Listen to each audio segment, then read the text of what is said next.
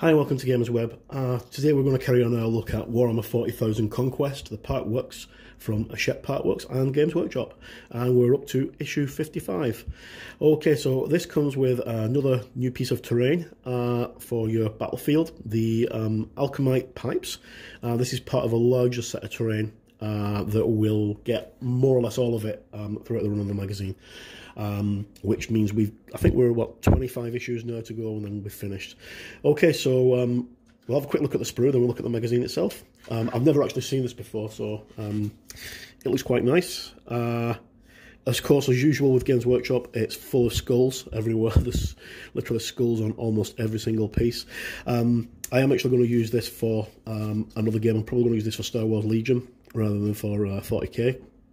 I don't really play 40k, but looks quite simple enough to put together, and it's again one of those things you're going to need glue for it. It's not a snap fix kit. Okay, so let's jump into the magazine itself. Okay, so on the front cover we've got our Alchemite pipe, and then on the back we have got what we get in our next issue, which in issue 56 we get some Space Marine reinforcements, including a banner burner. And issue 57 we get two new paints, Thousand Suns Blue and Temple Guard Blue, which is Temple Guard Blue is really good for doing lighting effects on miniatures. Okay, so let's jump straight in. We've got the Xenos Threat Orcs and Demonic Incursions, and of course details for our Alchemite pipes. Right, okay, so Orcs. Orcs are like one of the best races in 40k. There's lots and lots of information on about them. Just check out the Google Games Workshop's website to find out more information about orcs. But they're literally like a plague. They infest every planet in the galaxy once they take a foothold, because they don't reproduce biologically. They are plant-based and they spore, and they're basically born fully grown and ready to rock and roll, and they're very aggressive. They're also very they have a very high rudimentary intelligence, which makes them very unpredictable. Okay, so you've got different clans of your orcs. Goths, they tend to be the leaders. Your Bad Moons, your Death Skulls, Evil Sons, Blood Axes and Snake Bites, and then you've got your Freebooters and Flashgits. Flashgits sounds like a tribe. They're basically an offshoot of the leader cast of the orcs. Okay, so he's an orc, not Gargant, Stomper. It's quite a big vehicle, and orcs build these using their innate psychic ability. They don't have any technological prowess. They just put things together and they believe it'll work, and it works, which is bizarre. And then we showcase of some of the orc miniatures. Okay, successor chatters for the Imperial Fists. So we've got Hammers of Dawn, Subjugators, Invaders, and Sons of the Phoenix. And then on the other page we've got White Templars, Crimson Fists, Black Templars, and Skullbearers. The two most famous ones of those are Crimson Fists and Black Templars. Crimson Fists, they were the first Space Marine chapter to be featured in anything to do with Warhammer 40,000. They were on the cover of Warhammer 40,000 on the Battle on Rindsworld against the Orcs. Okay, Chaos Rising Part 2, so we're going back more into the factions of the history of Chaos. How to build your pipes.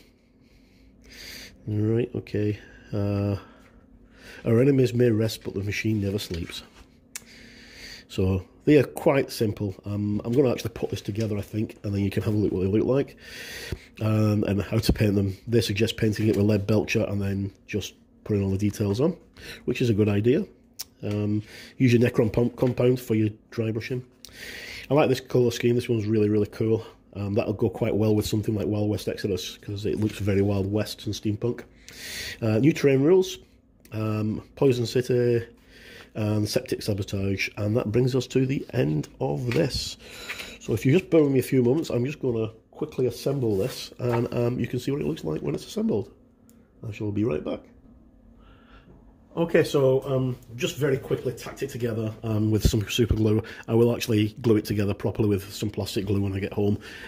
So it's just so you can get a quick look at it. Okay, so detail's quite good. As I said, there's a lot of skulls because it's for 40k, and it can be assembled in quite a few different ways. You can have the pipes to the side. These pipes will glue into lots of different recesses. You can have them down at the bottom. You can have it like that. Lots of different ways of assembling it. It does actually say in the instructions that there's various ways to assemble it. So play around when you get your kit, and just going to run some plastic weld through that, and it'll bend quite well. So you get lots of different covers, like fan extractors that you can put on.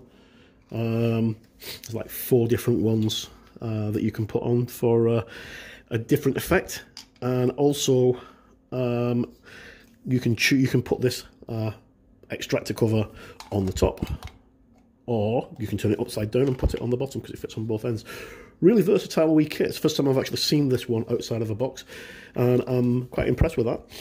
In fact, I might actually pick up another magazine because I've got an idea for a piece of terrain to use for my Marvel Crisis Protocol board, which I'm working on at the moment. Okay, so that's the end of this video.